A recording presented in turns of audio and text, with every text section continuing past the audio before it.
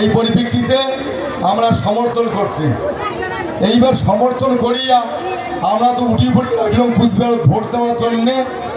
এবার উমে কম তৃণমূলের ভিতরে লাগিয়ে গেল কেসা কায় জিতিলে মন্ত্রী হবে, মানে জানে সরকার তো টিকমো, তাহলে ফল্লা জিতিলে তো উমে মন্ত্রী মুই মন্ত্রী হওয়ার পার না, তাসকে জিতিলে তো উমে মন্ত্রী মুই মন্ত্রী হওয়ার পার না।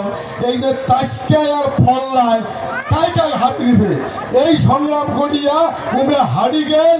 আমরা যে চারটে ভোট ছিল সব চারটে ভোট দিয়া উমের মান রাখছি, সম্মান রাখছি, অথচ এই উমের ইতিহাস কেসালের দুর্বলতা ঘাটিবার জন্যে আমার বলে ফাঁকা কলসি কয়া বুঝায় যে বংশীবদনের ফাঁকা কলসি, কলসি আর একজনের ভরা কলসি, ওর নাম না কম।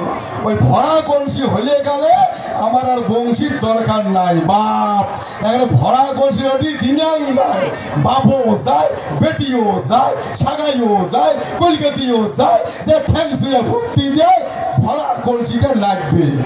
আর এমন ভরা কলসি লাস্টের কলাটা কেলে মুখে টুকি দিছে,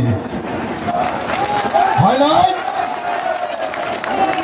শোনো, যাই নিজ স্বার্থের জন্য চলে তাই প্রয়োজনের রং বদলায়, যাই নিজের স্বার্থ না ভাবিয়া দেশের দোষের স্বার্থ লড়ে তাই রং বদলায় না। শুরুতেও গেটার, এলাও গেটার, যতদিন চুক্তি সম্পূর্ণ হয় নাই ততদিন এই গিটার নামে আন্দোলন চলবে। আমরা সরাসরি কোনো রাজনৈতিক দলত আমরা যুক্ত হবার নই, এটাই আমার ব্রত।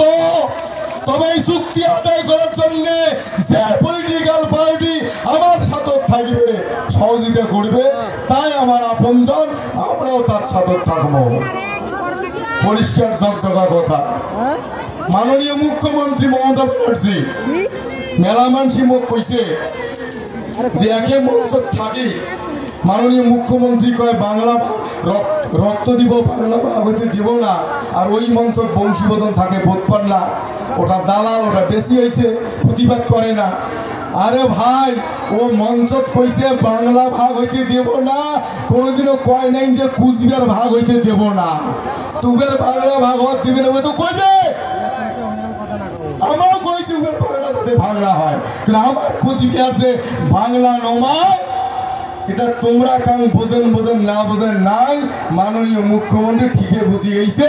এই কয়দিন আগে বিধানসভা কইছে মহাভারত আছে দ্রোণাচার্যের বেটা যখন অশ্বত্থামা মরে নাই, অথচ অশ্বত্থামা মরার কথা শুনলে ওই যে দ্রোণাচার্য ওখানে শুকাহত হবে, তার জন্যে কায়দা করি অর্জুন ধর্মযুধিষ্ঠির দিয়া কৃষ্ণ একটা কথা কওয়ায় যে দ্রোণাচার্য রাখবে যা করবে, গুরুদেব অশ্বত্থামা হত, কিন্তু যখন কোয়ার কইছে যে অশ্বত্থামা হতর কথা তোমার কোয়া খাবে, তখন কৃষ্ণ কইছে দাদা বলে মিথ্যা কথা উমে করবে, আমি মিথ্যা কথা কবার নাও। তারপরে কই তোমার মিথ্যা কথা কওয়ার দরকার নাই, কইবেন অশ্বত্থামা হত ইতি গজ, মানে অশ্বত্থামা নামে একটা হাতি মরছে, ওই কথাটা কইবে আর ঢাকঢোল শঙ্খ বাজানো, বস। এবার ধর্মযুধিষ্ঠির কি কই, অশ্বত্থামা হত গুরুদেব ইতি গজ, ওনার গুরুদেব না শুনিয়া উনি হাত ফেল করে সেই ডাক করি। সেদিন মাননীয় মুখ্যমন্ত্রীর কথা আছে না, বাপের কথা বাপে কয় না কয় তা নিজে কয়।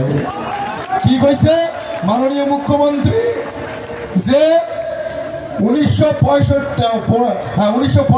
সালে 55 সালে রাজ্য পুনর্গঠন কমিশন 55-56 সালে হওয়ার পরে কি পুরুলিয়া মেদিনীপুর উনার পশ্চিমবঙ্গে ঢুকছে, কিন্তু তারও আগত ভারত ভক্তি আসতে বসে চুক্তি, যেটা আমরা শুনি নাই যে ভারত ভক্তি চুক্তি মোতাবেক 50-এ কুচবিহার একটা আলাদা রাজ্য 50-এ প্রবেশ করে, কোটে প্রবেশ করছে ওটাও কয় নাই, পশ্চিমবঙ্গ না দিল্লি খালি গায়ে প্রবেশ করে, অর্ধেক হলে মধ্যে বসে ভাঙিয়ে করে কোলা খাওয়া তাই ও বসে।